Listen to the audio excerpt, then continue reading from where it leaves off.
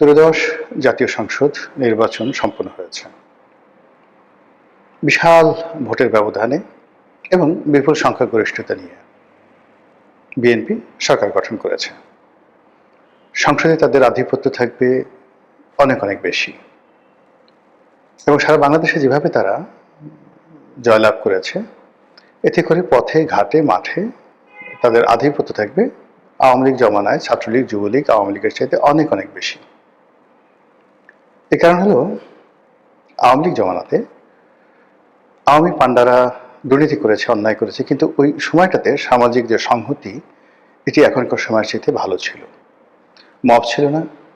BNP, জামাত থেকে শুরু করে অন্য যে সকল বিরুদ্ধ পথ এবং মতের যারা লোকজন ছিলেন, তারা অ্যাটলিস্ট পুলিশের কাছে যেতে পারতেন, মামলা করতে পারতেন, প্রকাশ্যে চলাফেরা করতে পারতেন এবং সমাজের যারা গুণীজন তাদের যথেষ্ট একটা সম্মান ছিল। আমি 2018 সনে আওয়ামী লীগ থেকে চলে যাই এবং বিএনপির মনোনয়নে নির্বাচন করি। তো সেক্ষেত্রে কি ধরুন, আমার তো আসলে যদি সেই ইউনূসের জমানায় হতো, আমাকে তো পাড়িয়ে মারা হতো।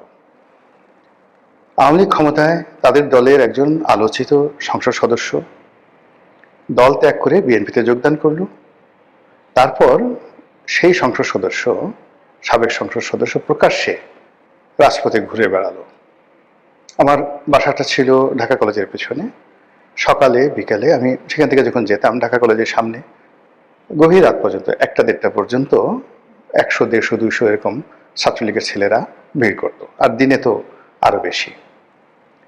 কিন্তু কখনো ছাত্রলীগের, যুবলীগের বা আওয়ামী লীগের কোনো মানুষ আমার দিকে ওই জমানাতে চোখ বাঁকা করে তাকায়নি, একটি অশ্লীল শব্দ উচ্চারণ করেনি এবং আমারকে কখনো আওয়ামী লীগ জমানাতে মোবাইলে টেলিফোন করে কোনো একজন মানুষ দলকে সমালোচনা করার জন্য, আমি তো ওই সময়টাতে শেখ হাসিনা থেকে শুরু করে দলের প্রায় সবাইকে নির্মম নিষ্ঠুরভাবে সমালোচনা করেছি।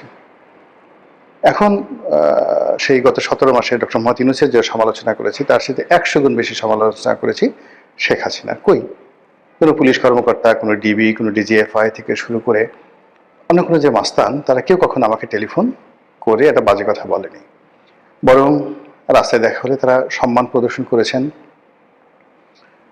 তারপর সাহায্য করার জন্য এগিয়ে এসেছেন।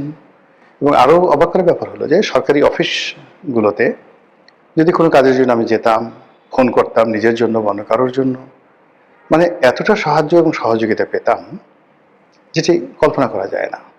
কেন হতো, কি হতো আমি জানি না।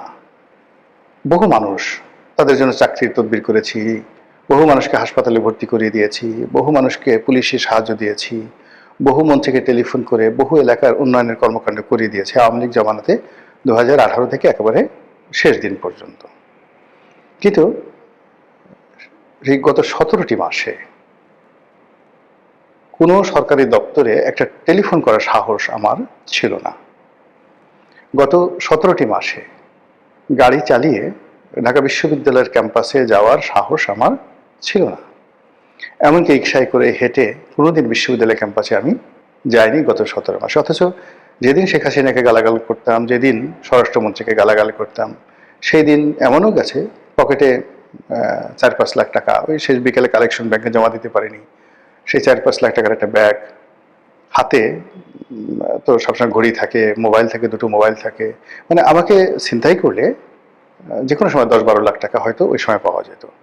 তো অফিস থেকে, আমার অফিস প্রেস ক্লাবের সামনে, এখান থেকে রাত্রি 10টা-11টার সময় বের হয়ে হেঁটে হেঁটে ঢাকা বিশ্ববিদ্যালয়ের ভিতর দিয়ে নিউ মার্কেট হয়ে পায়ে হেঁটে আমার বাসায় গিয়েছি। মনের মধ্যে কোনো ভয় ছিল না, আতঙ্ক ছিল না এবং আমার জীবনে কোনো দুর্ঘটনা ঘটেনি। কিন্তু সেই আমি গত 17 মাসে কোনো সরকারি অফিসে যাওয়ার প্রশ্নই তো আসে না, আর বিশ্ববিদ্যালয় ক্যাম্পাসে যাওয়ার আমার যাকে বলা হয় দুঃসাহস কখনো হয়নি। তো বোঝার চেষ্টা করুন গণতন্ত্র, সহনশীলতা কোন পর্যায়ে চলে এসেছে শেখ হাসিনার পতনের পর। এরপর থানা পুলিশকে কি ফোন করব? পুলিশের যে সকল কর্মকর্তাদের সঙ্গে পরিচয় ছিল, সেই জুলাই আগস্ট গণ অভ্যুত্থানের পরে বহু পুলিশ কর্মকর্তা, অনেকে চাকরি হারিয়েছেন, অনেকে জেলে গেছেন, অনেকে পালিয়ে বেড়াচ্ছেন। তো তাদের যে দুঃখের কথা, কাহিনী, সেগুলো শোনার পর কোনো থানায় গিয়ে মানে কোনো একটা ব্যাপারে কারো সাহায্য চাইবো, এই সাহসী আমার হয়নি।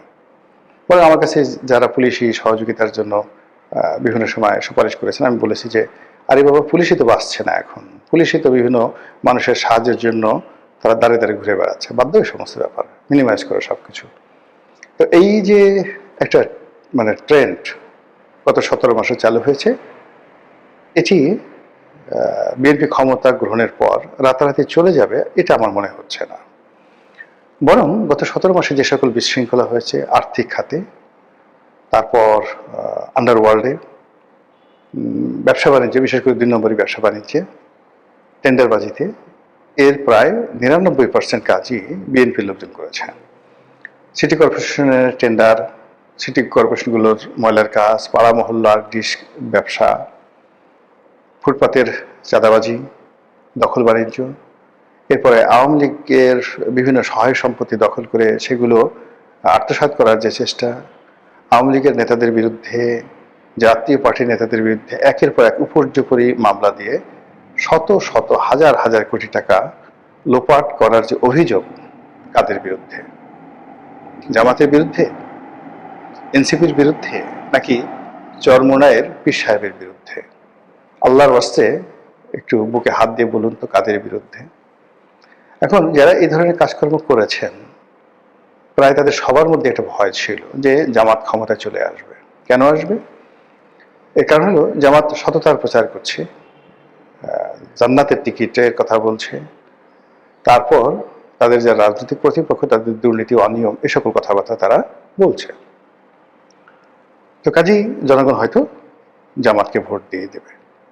কিন্তু যখন শেষ পর্যন্ত দেখা গেল যে জামাত জয়লাভ করেনি, বরং যে বিএনপির বিরুদ্ধে জামাত অভিযোগ করত যে তারা চাঁদা আদায় করে, চরমোনাই যাদের বিরুদ্ধে বলতো চাঁদা পড়ে পল্টনে, চাঁদা যায় লন্ডনে, তারপরে তারেক রহমান সাহেবের ঘেডি ভাঙা, কোমর ভাঙা, মিলিটারির মায়ের ফ্যানের সঙ্গে টানিয়ে বেদম প্রহার, এ সকল কথাবার্তা বলে তারেক রহমান সাহেবকে যারা ছোট করার চেষ্টা করেছেন, কার্যত দেখা গেছে যে তারেক রহমান সাহেব প্রধানমন্ত্রী হয়েছেন এবং জনগণ ওই যারা চাঁদার অভিযুক্ত সেই দলকেই জনগণ ভোট দিয়েছে।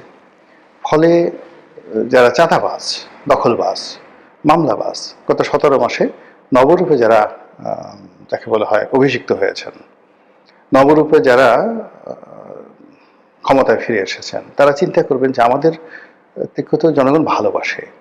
যদি চাঁদাবাজি অন্যায় হতো, দখলবাজি অন্যায় হতো, তাহলে তো লোকজন আমাদেরকে ভোট দিত না। যেহেতু লোকজন আমাকে ভোট দিয়েছে, ইট মিনস এটা বৈধ।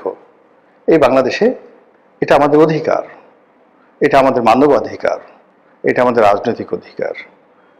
কাজেই আমরা চাঁদাবাজি করব, সিরিয়াসলি চাঁদাবাজি করবো, যে যাই বলুক না কেন। এর কারণ হলো তাদের যারা প্রতিপক্ষ তারা তো চাঁদাবাজিকে মেইন ইস্যু করে নানাভাবে তারা প্রচার চালিয়েছে, প্রোপাগান্ডা চালিয়েছে, কিন্তু জনগণ তো রেসপন্ড করেনি।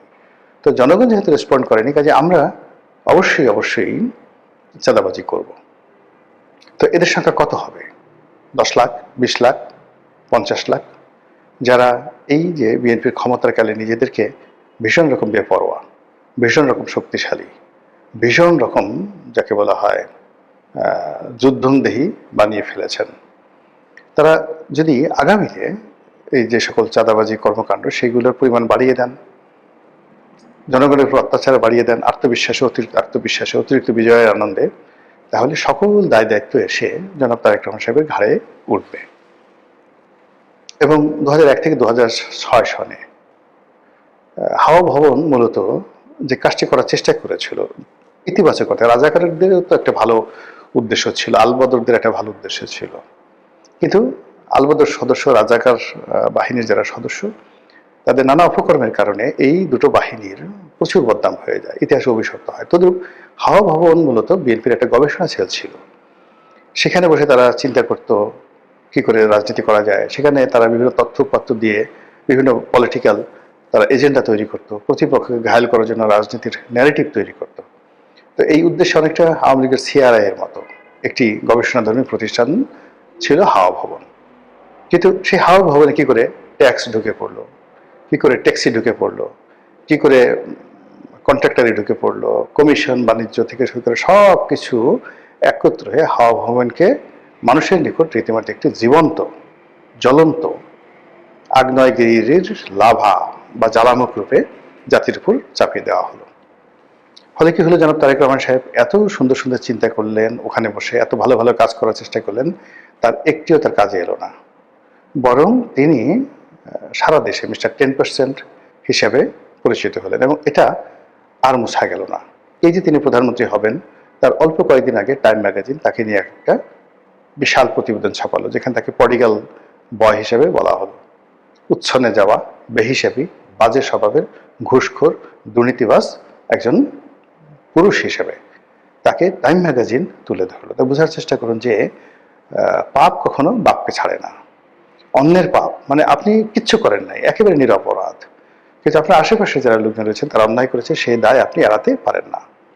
তো বিগত দিনের সেই দায় যদি এখনো তারেক রহমান সাহেবকে তাড়া করে, এবং বিগত দিনে যে নেতাকর্মীদের দাপট ছিল, শক্তি ছিল, অভাব ছিল, অভিযোগ ছিল, সেটি এই জমানাতে এসে এত ডিজিটালাইজড হয়ে গেছে, এবং এর সঙ্গে আর্টিফিশিয়াল ইন্টেলিজেন্স যুক্ত হয়েছে, এবং গত 17 বছরে তাদের যে না পাওয়ার বেদনা, না খাওয়ার বেদনা, সবগুলো একত্রে সুদে আসলে যোগ হয়ে যেভাবে এই সময়টিতে পথে ঘাটে মাঠে চাঁদাবাজদের যে বিএনপির গদি ছাড়ার পালা, তাহলে বিএনপির পতনের জন্য আর কিচ্ছু দরকার হবে না, এই চাঁদাবাজরাই যথেষ্ট। মহান আল্লাহ আমাদের সবাইকে এই চাঁদাবাজের যে জুলুম অত্যাচার থেকে রক্ষা করুন, হেদায়েত করুন, দয়া করুন। আসসালামু আলাইকুম ওয়া রাহমাতুল্লাহি ওয়া বারাকাতুহু।